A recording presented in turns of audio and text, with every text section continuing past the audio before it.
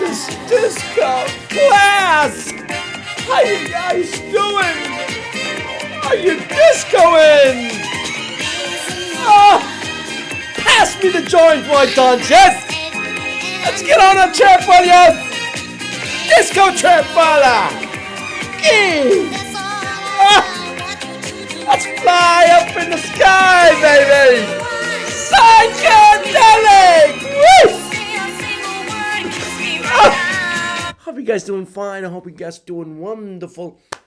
This is the market brief. I'm trying to give my opinion, my stupid opinion about the market and what is going on with it right now. I believe we are in a correction, at least a correction. I'm almost certain of that correction, but I really don't know the future. Let's start with the cues, the technology. What do I see? I see a head and shoulder, a very reliable reversal pattern that worked in the past and hopefully would work in the future. Okay, left shoulder, right shoulder, head. So what happened before? I promised some nice person in the comments that I'm gonna do things, get closer to so you can see it. So what happened? We had a bearish engulfing in the cues, and today was the confirmation, and we broke down. We are definitely now in a bearish mode, and the head and shoulder reversal pattern is in effect. Okay, can you see it now, brother? Good? Capisce? No? Very nice.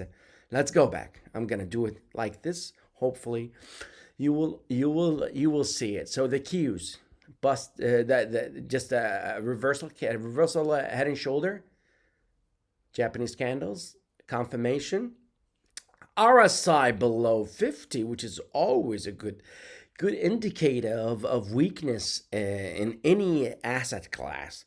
So this is the cues. Okay, good. So you saw it? Did you see it? Okay, good. So let's look at the Dow Industrial. What happened to the Dow? Don't worry about it. I'm going to get closer now. So what happened to the Dow? The Dow Composite's got a lot of things in its components. It has banking, some transportation and things, so it does not work with the whole market sometimes.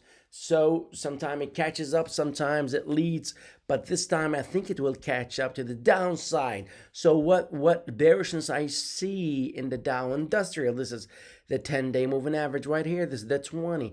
I see an almost bearish crossover, which worked 100% of the time in the past. One right here. Okay. One right here. Let's look. One right here. Okay. So at least since August of last year, it worked a lot in the past. So what do I see too? I see a bearish crossover, bearish mode in the MACD. I hope you can see my charts right now. So capiche, it's good. So we close below the moving averages, which is very bearish. Rejection from an older price memory in the Dow. So we discussed Qs, reversal head and shoulder. The Dow, it's going to catch up later. TLT, which is the most important thing here. Who would have thought that the risk off means risk off? Like almost liquidation mode. It's not liquidation mode yet, but people go into the dollar, which is almost liquidation mode, but it's not severe.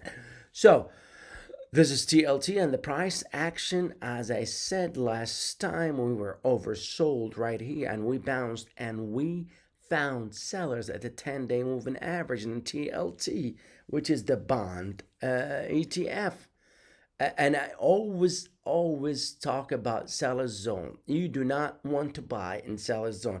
I don't know who bought here, but I don't think that person is a technician. You do not buy here. Good. So what happened to TLT?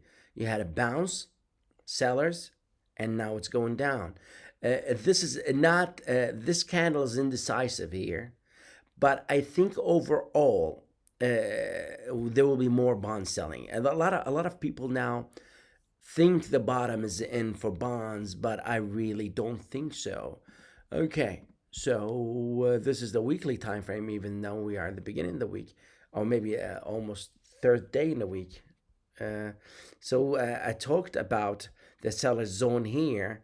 See, this is an older price memory where it found sellers at the top here, and this is a weekly time frame, and this is a beautiful hammer. But I said the MACD is in a bearish mode, which is not reliable, and I was right for the first time. and that's what happened to TLT.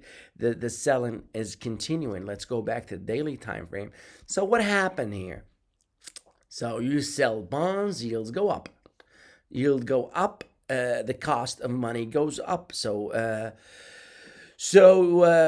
the cost of money go up. You have less borrowing and less, less taking risk. Now look at this is the one of the lowest reading of RSI ever. I think for TLT, I think the third lowest reading ever.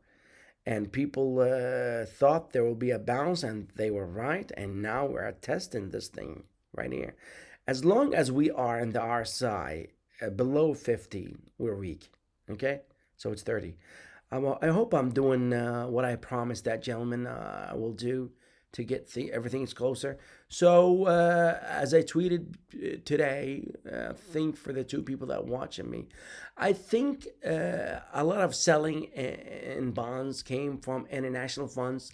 That's why the dollar is not catching up. I really don't know why, but I'm not sure.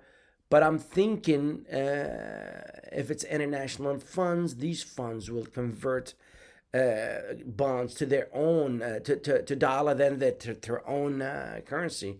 That's why the dollar is not going up strongly yet. With time, I think the interest rate differential would work and will be a fundamental reason for the dollar to go up. So what's going on with the dollar? This is the UUP. This is the ETF for dollar. We broke out of this wedge. This is a bear trap. We closed in a high in a bullish engulfing right here, and we had a follow through, and we broke out this bull wedge, and we went down, and we found buyers today at this demand area. So this is bullish for the dollar. I think we are going above Feb 4th high in this game. So what did I discuss so far? I discussed the head and shoulder for the Qs. I discussed the bearishness in the dollar. I discussed the bearishness in TLT bonds. I discussed why the dollar is not going up. I really don't know. I'm just thinking out loud. I think international funds are selling the bonds and converted it to their own currency, and eventually the interest rate differential fundamentally will support the DXY. Let's look at Apple. So what do we see at Apple here? Most of the market now has this pattern: left shoulder, head, right shoulder, and confirmed here. We had a bull trap, we had a test and a bull trap, and we went back down.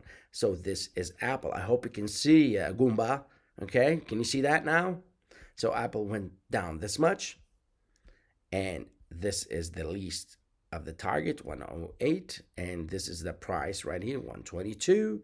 So I think we have further to go, and I don't know the future, but I am not bullish for Apple. Okay, so let's discuss Tesla. Tesla is the same thing.